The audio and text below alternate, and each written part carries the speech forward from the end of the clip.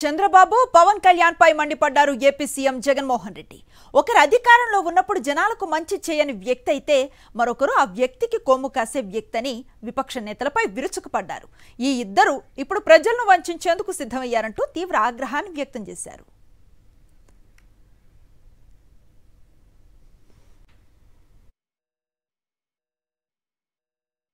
ఈరోజు తోడేళ్ళందరూ కూడా ఏకమై ఒక్క మీ జగన్ మీద మీ బిడ్డ మీద ఇంతమంది ఏకమై ఈరోజు యుద్ధం చేస్తా ఉన్నారు. ఆలోచన చేయమని అడుగుతా ఉన్నా. ఈరోజు చంద్రబాబుకి కానీ దత్తపుత్రుడికి కానీ వీళ్ళెవ్వరికీ కూడా ఒంటరిగా పోటీ చేసే సత్తా వీళ్ళిద్దరిలో ఎవరికీ లేదు.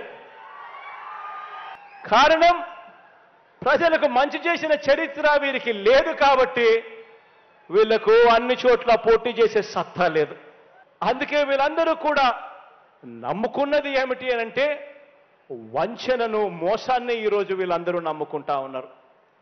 ఈరోజు అమలు చేసిన మంచి కానీ అమలు చేసిన మంచి స్కీములు కానీ ఇవేవి లేవు కాబట్టి ఏకంగా మోసాలకు ఈరోజు మేనిఫెస్టో అట, ఇద్దరు కలిసిస్తారట, రంగురంగుల వలలతో ఈరోజు ప్రజలను మోసం చేసేందుకు వస్తా ఉన్నారు. అన్ని వర్గాలను వంచిన ఈ బాబు ఇప్పుడు కొత్తగా మరికొన్ని వాగ్దానాలతో వస్తా ఉన్నాడు. మొన్ననే 6 గ్యారంటీలు అన్నాడు.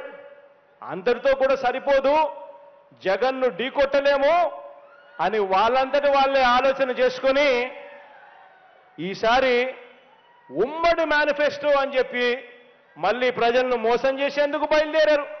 వారి లక్ష్యం ఏమిటి అనంటే బాబు చేయని అభివృద్ధిని ప్రజలకు గుర్తు ఉండకూడదు. అదేవిధంగా జగన్ ఇంటింటికి చేసిన మంచిని ప్రజలు మర్చిపోవాలి.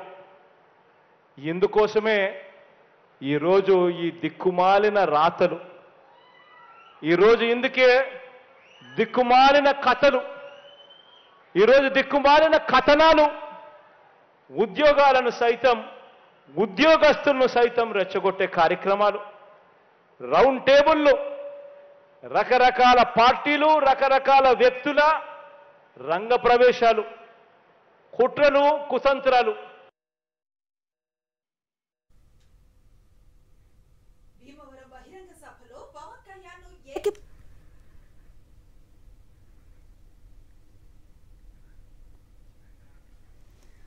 భీమవరం బహిరంగ సభలో పవన్ కళ్యాణ్ ఏకి పారేశారు సీఎం జగన్. పక్క రాష్ట్రంలో శాశ్వతంగా ఉంటూ పక్కవాడు సీఎం కావాలని పార్టీ పెట్టిన వాడు దేశ చరిత్రలోనే ఇంకెవ్వరూ ఉండరని అన్నారు. బాబు ముఖ్యమంత్రి అయితే చాలు, అవే నాకు 100 కోట్లని, బాబు కోసమే జీవితం అని చెప్పే గొప్ప నాయకుడని తీవ్రంగా విమర్శించారు. దత్తపుత్రుడికి బాబు పొత్తులో ఎన్ని సీట్లు ఇచ్చినా ఓకే, ఏ సీట్ ఇవ్వకపోయినా ఓకే, చిత్తం ప్రభు అనే త్యాగాల త్యాగరాజును మాత్రం ఇప్పుడే చూస్తున్నామని సీఎం జగన్ విమర్శించారు.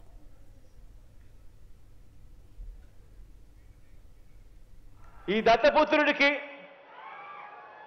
ఆ బాబు పొత్తులో ఎన్ని సీట్లు ఇచ్చినా ఓకే, ఏ సీటు ఇవ్వకపోయినా ఓకే,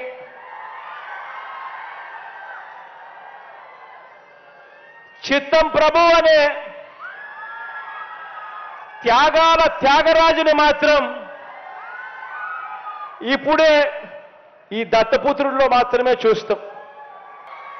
బాబు కోసమే తన జీవితం అనే, అందుకు అంగీకరించని వారిని తన పార్టీలో కూడా ఉండకూడదు అని, ఈ విషయంలో వేరే అభిప్రాయం కూడా ఉండదు అని, తన పార్టీ నుంచి వాళ్ళు వెళ్ళిపోవచ్చు కావాలంటే అని చెప్పి కూడా తన సభల్లో ఉపన్యాసాలు ఇచ్చేవాడిని బహుశా ఎవరిని మనం చూసుంటాం, ఒక్క ఈయనను తప్ప. ఈ దత్తపుత్రుడికి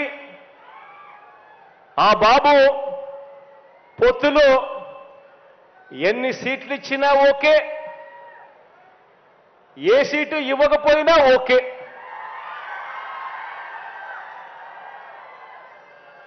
చిత్తం ప్రభు అనే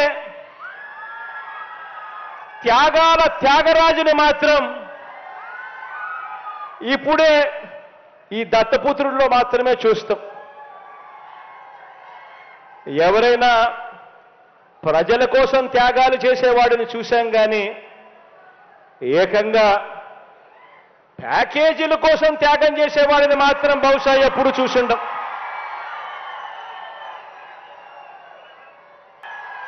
వీరు చేసిన రాజకీయాలు ఎలా ఉన్నాయి అనే విషయం మీద ఈ దత్తపుత్రుడు పక్క రాష్ట్రంలో ఈయనది శాశ్వత నివాసం. అడ్రస్ ఎక్కడ అంటే మన రాష్ట్రంలో ఉండదు, పక్క రాష్ట్రంలో ఉంటాడు, నాన్ లోకల్. ఇంకా ఆశ్చర్యకరమైన విషయం ఏమిటో తెలుసా? పక్క రాష్ట్రంలో శాశ్వత నివాసం ఉంటూ పక్కవాడు సీఎం కావాలని ఏకంగా పార్టీ పెట్టిన వాడు బహుశా దేశ చరిత్రలో ఎవడు ఉండడు ఈయన తప్ప.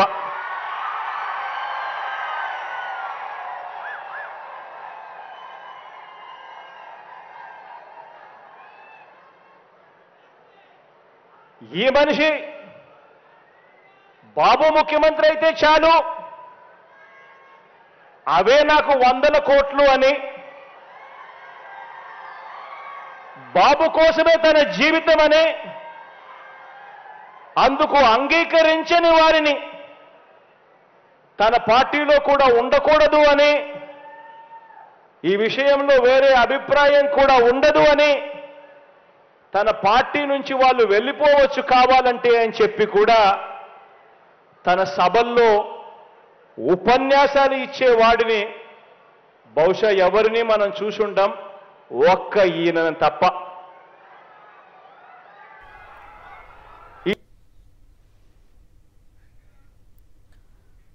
కుప్పం నుంచి ఇచ్చాపురం వరకు జరిగిన అభివృద్ధిని జనం చూడాలని ఆయన ప్రజలకు విజ్ఞప్తి చేశారు.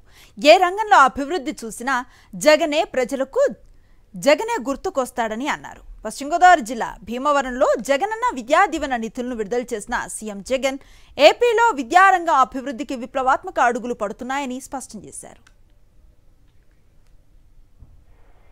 ఈ మధ్య ఏదో పాదయాత్ర ముగింపు సభాట, మీరందరూ కూడా వినే ఉంటారు, చూసే ఉంటారు.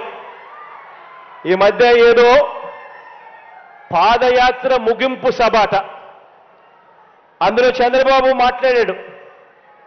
నేను ఒకటే అడుగుతా ఉన్నా, ఇదే పెద్ద మనిషి చంద్రబాబు నాయుడిని అడుగుతా ఉన్నాను, మీ అందరినీ కూడా ఆలోచన చేయమని కోరుతూ అడుగుతా ఉన్నా. కుప్పం నుంచి ఇచ్చాపురం వరకు మీ ఇష్టం, ఏ గ్రామాన్నైనా తీసుకోండి, ఆ గ్రామ సచివాలయం ఎవరు పెట్టారు అని అంటే గుర్తుకొచ్చేది మీ జగన్. పౌర సేవలను ప్రజల దగ్గరికి గ్రామ స్థాయిలో శాశ్వత ఉద్యోగాలతో తీసుకువచ్చింది ఏకంగా ప్రతి గ్రామంలోనూ ఒక సచివాలయం, ఆ సచివాలయంలో 10 మంది పిల్లలు ఉద్యోగాలు చేస్తూ ఆ గ్రామంలో ఈ సచివాలయాలు, ఈ పౌర సేవలు ఎవరు తీసుకొచ్చారు అని అంటే గుర్తుకొచ్చేది మీ జగన్.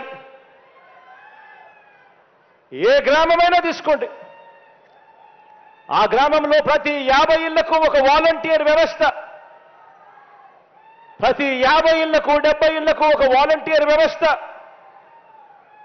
ఆ వాలంటీర్ వ్యవస్థతో పెన్షన్ పెంచి మరి 1వ తారీఖునే ఇంటికి వచ్చి, అది 1వ తారీఖున సెలవు దినమైనా సరే,